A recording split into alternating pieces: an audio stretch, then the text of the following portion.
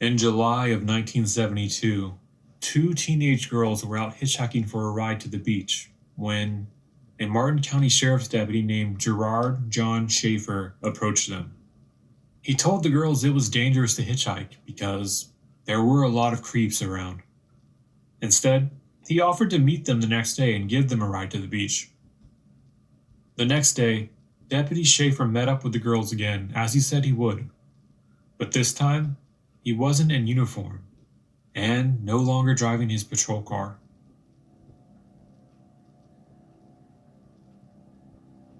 Schaefer tells the girls it's because he's going undercover that day, but that he will still give them a ride.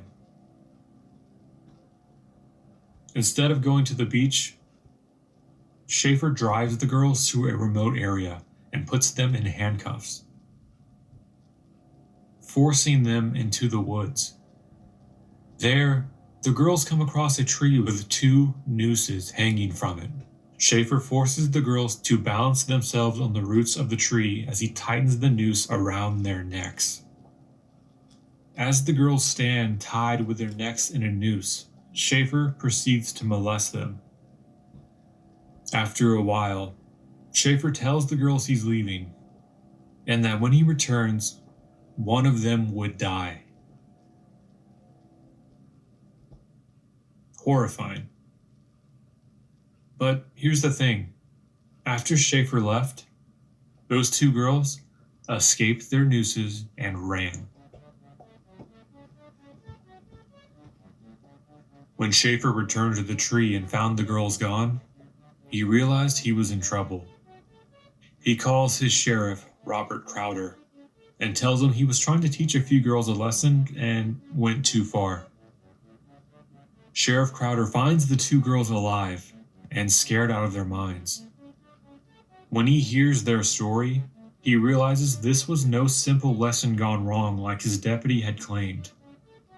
Schaefer is fired by the sheriff and arrested and charged for what he did to the young girls. He pleads guilty, and this is amazing, is only sentenced to 6 months for the crime.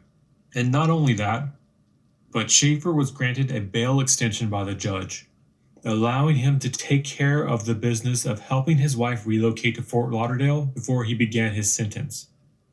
The extension by the judge gives Schaefer 6 months of freedom before he's due to report to prison.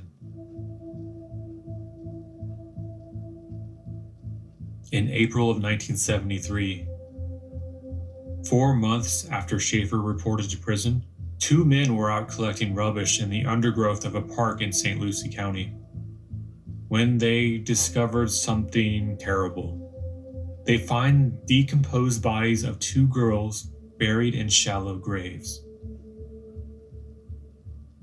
Police arrive and piece together what happened. The 2 girls' arms were bound, their bones showed evidence of knife cuts, and on a nearby tree, the impression of 2 heavy ropes.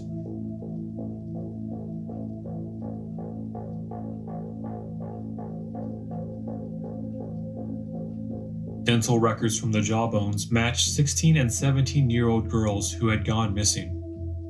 This new pair of young girls had gone missing only 2 months before Schaefer reported to prison, directly in the middle of the bail extension granted by the judge. Police find one of the girls' bags in Schaefer's house. Later that year, he's tried for the 2 murders. Schaefer is found guilty, and this time receives 2 life sentences.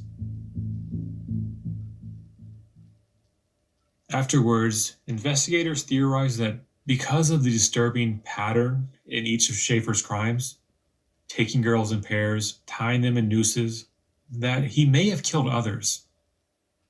They began looking into other cases of missing women in South Florida around the same time frame. In Schaefer's mother's house, they find a box of his belongings. Among them, a trinket box filled with women's jewelry. Jewelry that doesn't belong to any other woman in his family. Overall, they were able to connect at least 32 missing girls to Schaefer.